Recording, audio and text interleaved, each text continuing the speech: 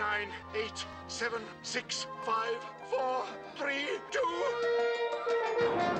Warning, warning. Danger, danger. A strange world is on MeTV. A world somehow like ours, but of incredible darkness and fear. What is the show called? It has been called many different names by many different cultures. Oh, I know. It's called Lost in Space. Saturday at 8, 7 Central on MeTV. Hello, I'm John Malos, and welcome to this edition of Connect with Me on the showroom floor at Ventura TV on this Wednesday. It's Spiritual Spectrum Day. Haven't had one of those in a while. And we'll talk to a young lady from Sanger who is very spiritual and inspirational. Back with our program in just a moment. Tonight I want to discuss the importance of the television medium to the American people.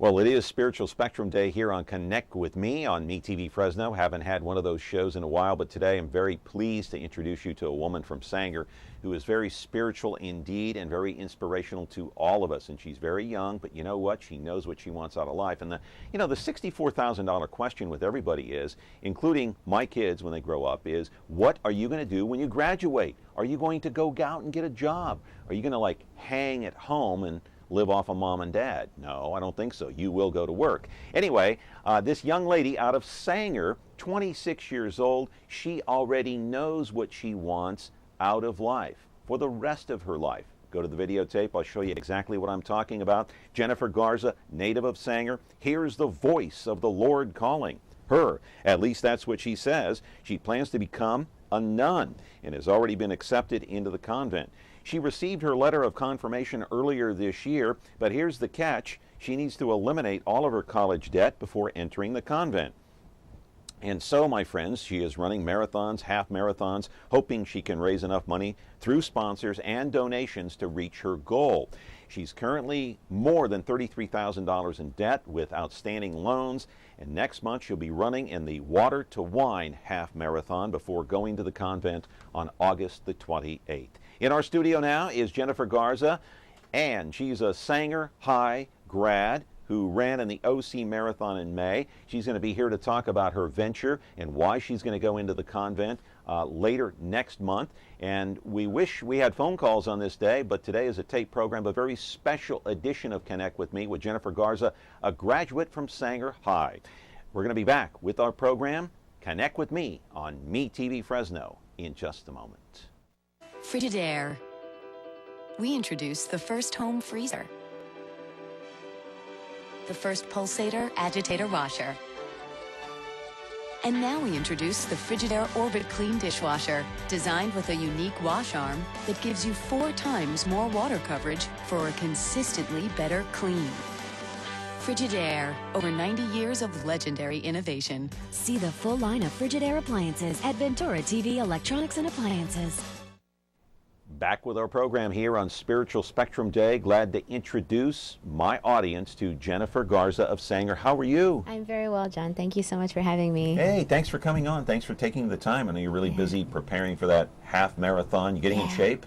I'm trying to. Yeah, I took a little bit of time off my last race and now getting back in shape. Yeah. Now, what last race are you talking about? You're talking about that full marathon that you ran? Yeah. When was that? It was on May 5th on Cinco de Mayo. Yeah, I was down in the OC and I ran the OC marathon. It's 26.2. Oh, what is miles. OC? What is that? The Orange County Marathon. Orange County Marathon. Yeah. Okay, and so what happened there? You suffered some kind of a minor injury or something? Oh, I didn't suffer Not an any injury, but just during the marathon. Yeah. No, it was it was tiring. I was thankful I didn't suffer any injuries. Oh, no injuries, no injuries. I thought I read where you did. Where you know what it was? Maybe It had was a foot problem or something. my Achilles tendons started acting up halfway through my training, and they never fully recovered. But I think that they're on the mend now. So yeah. Wait till you reach my age. I'll say. Anyway, that's a joke. Hopefully. No, but so let's talk about you going into the convent. You want to become a nun. You're 26 years old. You already know what you want to do with your life. Are you sure this is what you want? Well, I'm sure you've been asked that before. Are you sure?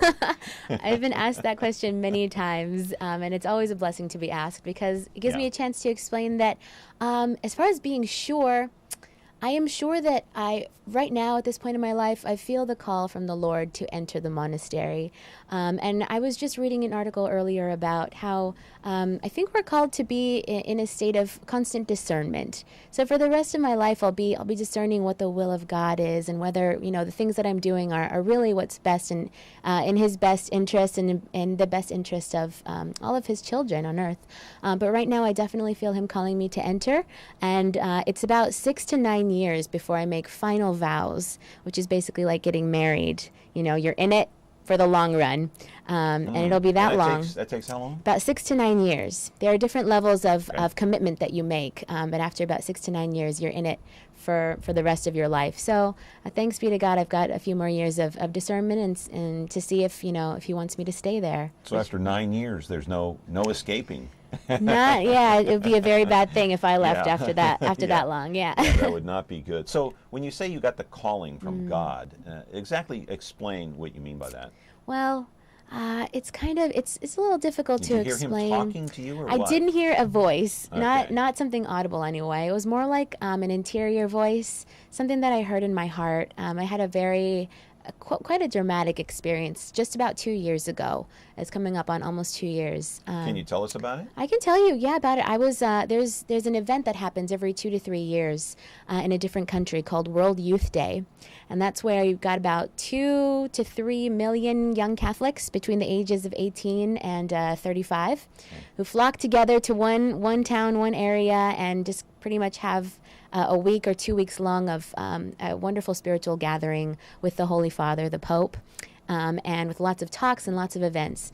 And it was at the very end of World Youth Day in Madrid in 2011, where I felt this interior call from the Lord to begin thinking about, and we use the word discernment, to begin discerning religious life. Now, you mentioned the Pope. Did you meet the Pope? I didn't meet the Pope, no, Okay. but I got very close, and I got How a couple close? pictures.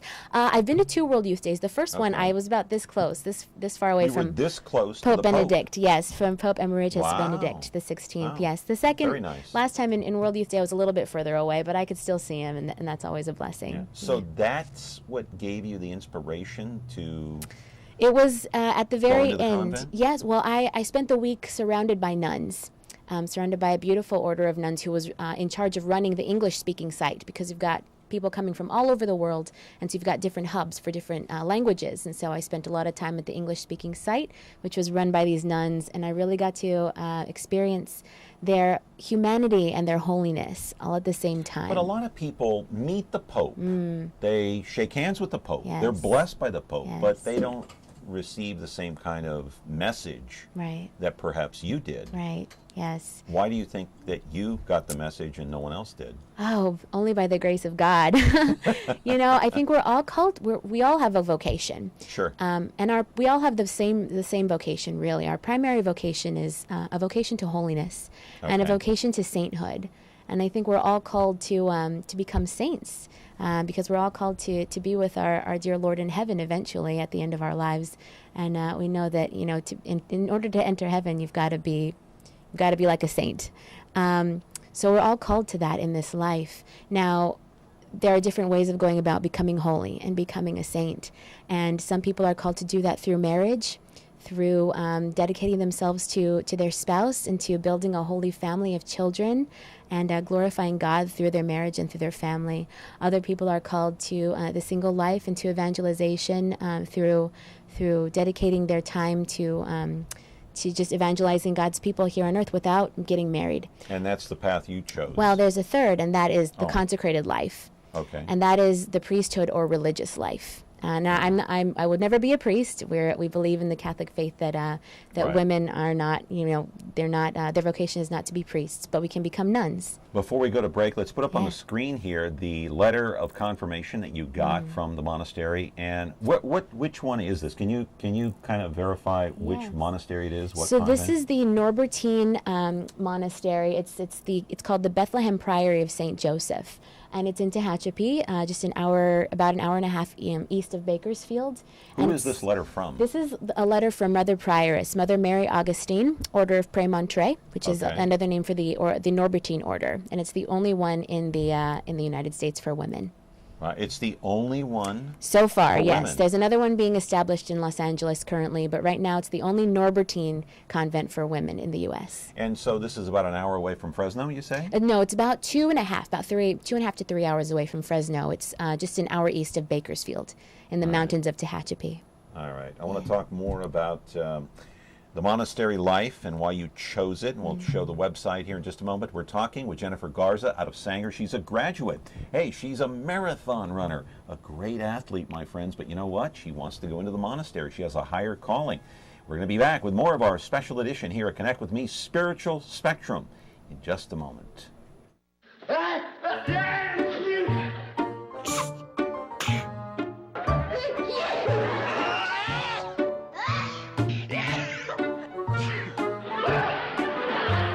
From now on, when I sneeze, I'll try to sneeze more friendly.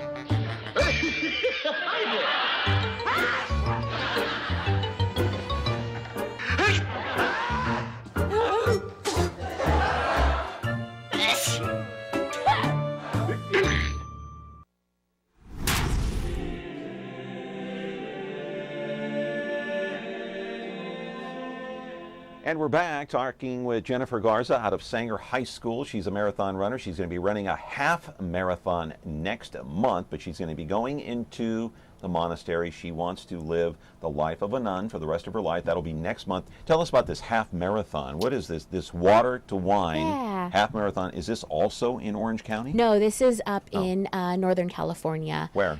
Sonoma. Sonoma, yes. And it Napa, starts at Sonoma. Yes. So starting at the lake there and then running down to a winery. So it's called the Water to Wine half marathon. Yeah, it'll be fun. Appropriate, right? It is. You know what?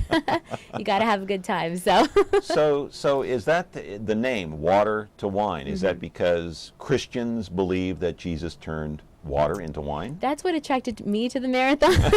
I don't think that's necessarily what the marathon organizers had in mind. Okay. They're just more thinking, we're running from a lake down to a winery, and that's where the marathon the half marathon ends. All right. Yeah. Now, you started earlier this year with how much debt, student loans? I started at the end of, or middle of December of this last year with just a little over $55,000. And you've got that down to like $33,000 now? It's now just over $33,000. Give or take? Yes. Yeah. Okay. And where did was it donations? Where'd the money come from? Yes, it's been solely through donations. I work for the Diocese of Fresno, so for the Catholic Church. And so I'm working to pay off my loans and through the sponsorships of many, many generous and wonderful people who've been more of a blessing to me than I could ever ask. All right, let's put the website up on the screen and we'll talk about your website. And there you are, beautiful picture. That's your website there. What's the name of your website? It's litanyrun.com. Okay, now, if you go on that website, you will read everything about Jennifer Garza, but you will also see that in order to get into the monastery, which you plan to do on August 28th, all of this debt that you have, which is what, $33,000 plus, has to be eliminated off the boards before you can even walk through the door. Why? Well, that's because as a future nun, I will be at some point taking a vow of poverty, and everyone in the community does that. What all does of the that nuns. mean? Vow of That poverty? means that you make a promise before the Lord and before the community to basically never earn another dollar in your life. Okay. And they all take this vow, and the community lives off of, right now they're newer, so they've got some wonderful benefactors, but they also live off the land. They've got a wonderful cottage kind of industry. It's a farm that they live on. Grow your own So food? they grow their own food, they milk their own cows, they don't eat meat, so as far as killing any of the farm animals, that doesn't really happen very often. But So they live you off the won't land. eat like steak or beef Nope. or chicken? That won't be in or my turkey? diet anymore. Okay, No. so you're a vegetarian now. I will You be. will be. I will. I'm having the last of my fun, I guess, for the next 7 Yeah. weeks. Have a nice 10-ounce Yeah. porterhouse steak here before you go. Maybe we'll see. So the community does not have the means to take over my debt, and I won't have any means of earning any money once I enter. So it has to be accounted for before I go. Will they take care of all of your needs, medical needs, for example? For the first 3 years, you become what it's called a novice. So you're new to the community and you're just learning the lifestyle. And during your first 3 years in the novitiate, you are required to bring with you the means to pay for that kind of thing. I'll have to have insurance. So I'm preparing, finances for that as well. I bring my own medical insurance, and I bring enough money in case something happens to me to pay for personal expenses for the first 3 years. Okay. And after that, I take my first vow, and then I become more part of the community, and they take over some of the expenses. Then they take over the medical expenses in case something happens, an emergency or whatever. Yes. All right. And so, what does your family and your friends think about you entering the convent? This is, you say for life. You're only 26. I am. All right. Yes. You say for life. That's a long time. Now, you don't know how long you'll live. I don't know how long I'll live. None of us really do. True. But that's a heck of a commitment. Yes. What are your family and friends? What's their reaction? Well, thanks be to God, my family and friends have been very supportive. I was very blessed to grow up in a faithful family, in a very faith-filled household. And the idea of religious life, of becoming a nun, is something that's a little bit newer to my family. It's not something that I really grew up thinking about. But like we said earlier, I had that call from the Lord a couple years ago, and I notified my parents about that very early on. And they've been very supportive and as they get used to the idea for the last couple of years. Same with my friends. I'm very blessed to have very faith-filled friends, and they're nothing but excited for me and very supportive through their prayers and helping me out in whatever way they can. Yeah. Yeah. We're going to talk about more. Well, we'll talk more about the life in the monastery and what you have to go through and how to prepare for that mentally, because it's not, it's not for everyone. I guarantee you, you're out of touch with the world basically, and you got your own thing going there. Once you enter the monastery as a nun, we're talking with Jennifer Garza out of Sanger High School. She's 26 years old now. She's already heard the calling, she says, from God to enter the monastery, and we're going to be back with more of Connect with Me on MeTV Fresno. Just a moment. Is taking care of laundry taking too much of your time? Have you become a missing mom? With a new, fast, efficient washer and dryer from Ventura TV Video Appliance, you'll spend more of your day the way you want. This Amana Super Capacity Washer Dryer Pair is now just $6.99, and this heavy-duty Maytag Super Capacity Washer Dryer Pair is only $8.99. Don't spend your life on laundry. Upgrade today at Ventura TV Video Appliance and save. Some people commit their lives to playing baseball. Some people commit their lives to doing and hosting Connect with Me. Some people commit their lives to whatever they want to do, whatever their calling is in life. Our guest today, Jennifer Garza. She's a graduate of Sanger High. She lives in Sanger now, works there and lives there and has her family and friends there, a native of that wonderful little city there. And she has heard her calling, and you want to become a nun. And so I want to put some pictures up on the screen. Let's go with the first one. And this is the monastery that you're going to be attending. Now, tell us about this photo and what we're looking at here. This is the actual monastery itself. This is a photo of the chapel, of the Sisters' Chapel in the monastery. I took it from, so the monastery is a cloistered community, which means enclosed and separated. So once I go behind those monastery doors, I pretty much don't ever come back out unless it's a medical emergency. This is a picture of the tabernacle on top of the altar from the cloistered side of the monastery. So I'm on a non-cloistered side where I'm allowed to be as a person who's not a nun.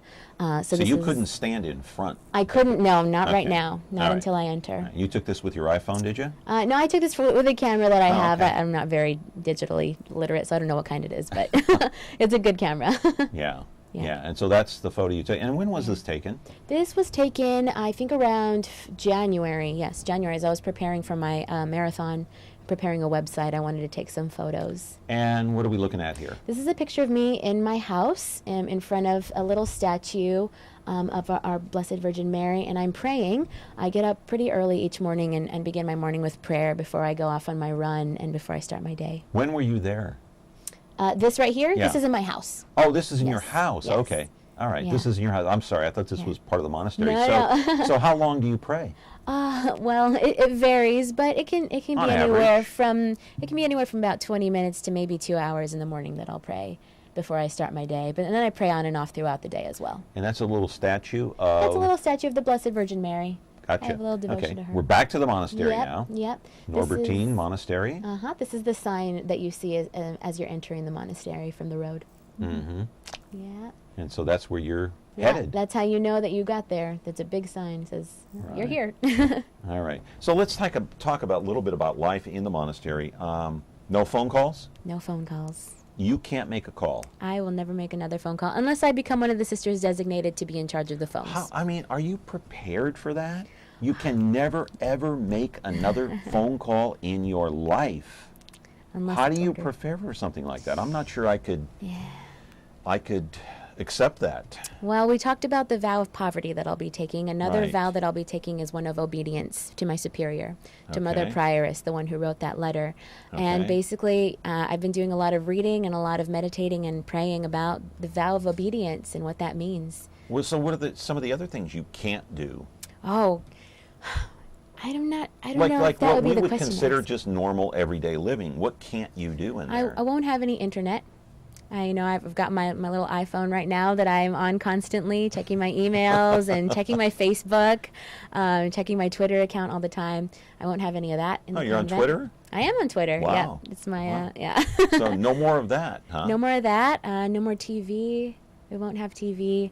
No more watching movies, anything like that. Listening to music doesn't really happen in the convent. Although my day is filled with music, the purpose of my life will be prayer, and we do that through Gregorian chant.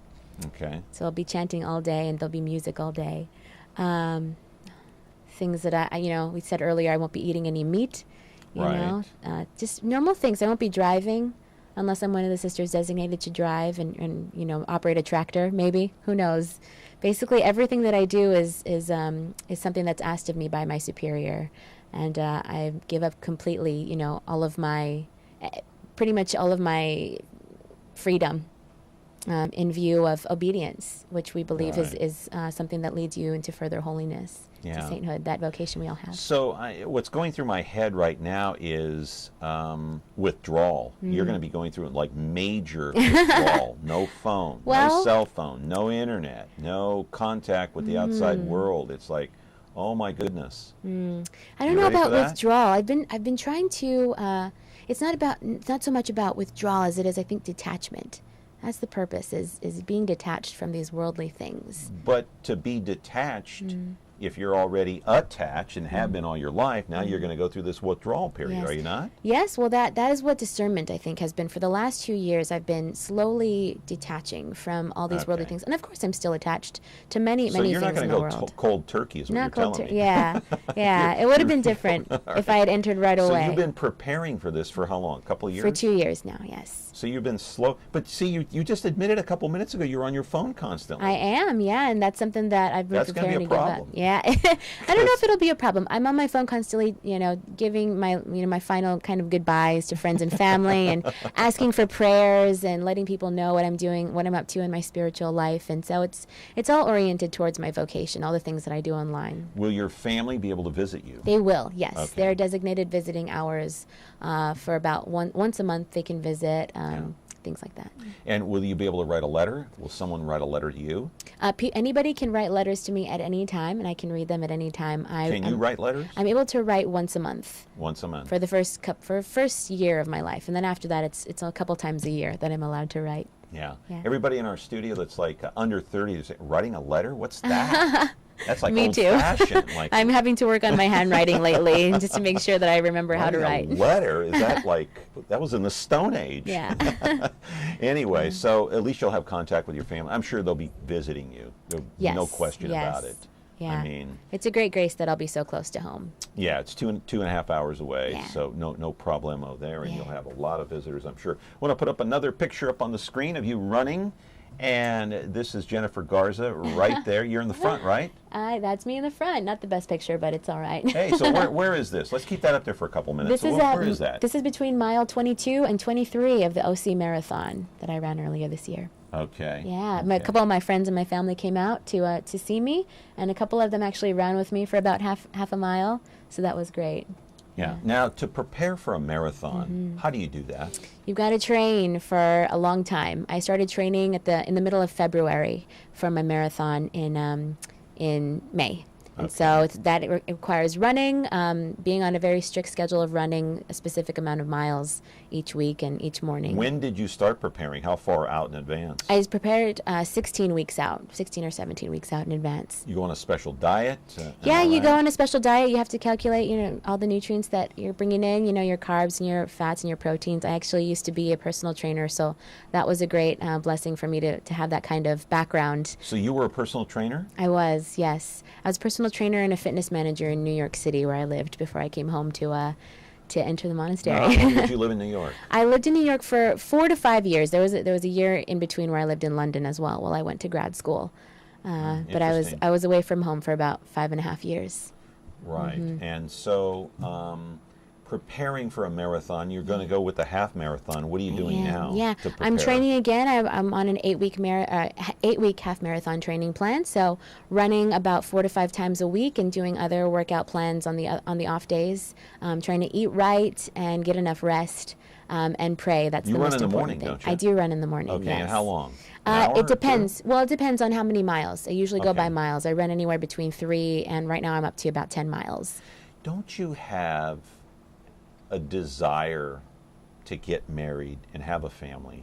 Sure. Doesn't that outweigh your desire to go to the monastery? Well, it doesn't necessarily outweigh it. When we think about religious life, we think about it as a marriage, actually. Okay. And we think about the vocation to marriage that most people go through in their life as a foreshadowing of the peace and the joy and the marriage that we'll have eventually in heaven with our Lord, and coming into unity with our Lord and just being in His presence and how wonderful that is. So we experience some of that wonderful life and joy in marriage. And so when we think about religious life, we think about the satisfaction that comes in marriage through the satisfaction that we get in being in the presence of God. Do you think it'll change your mind? Oh, I don't know. It depends on what the Lord has in store for me. My only mindset is to do the will of God, and that's in whatever way He wants me to live my life. Once you get there, can you change your mind? Absolutely. I mean, I will follow the will of God wherever He leads me. If I believe that He's asking me to leave the convent, then I will do that. But right now, I think that He's got in mind for me to stay. What if you get there and you say after a couple of weeks, this really is not for me? Then I leave. And I go and pursue my vocation to holiness back out in the world doing something else. Like what, for example, would you be interested in? Right now, going back to being a personal trainer? No, absolutely not. No? Right now, I believe that the Lord is calling me to live my life in prayer. And so right now, I really don't have any ideas of what I would do if I left. I have no intention to leave right now, and I really feel strongly that He's calling me to do His work from the monastery through prayer, which is a very powerful vocation. So once you go, you're not stuck for life. If something happens along the way and you change your mind or you hear this calling that you have to leave, then you're free to go. I am free to go, but right now it's more about making a commitment for me to stay there for the rest of my life, and I really feel that's what the Lord is calling me to. So I don't really have any doubt about having to leave anytime soon. You're a sweet person. Thank and give out the website one more time. It's litanyrun.com. Yes, it's www.litanyrun.com. Yeah. Okay. So you can go there and get all the information. There's information on how to sponsor me for my half marathon if you feel called to do that, and just read about my vocation and my journey. Jennifer, you're sweet. Good luck to you. Thank you so much, Dad. And we'll be praying for you. Yes, I'll be doing the same for you. God bless you and all your viewers. Thank you, and same to you. Jennifer Garza, our guest today. She's a graduate of Sanger High School, entering the monastery. Hey, tomorrow, Thursday, that's right, Thursday, we're going to have Jack Wiegand, the 21-year-old that flew around the world solo by himself and set the Guinness Book of World Records. At least he put his name in it. We'll be back tomorrow on Connect with Me on MeTV Fresno.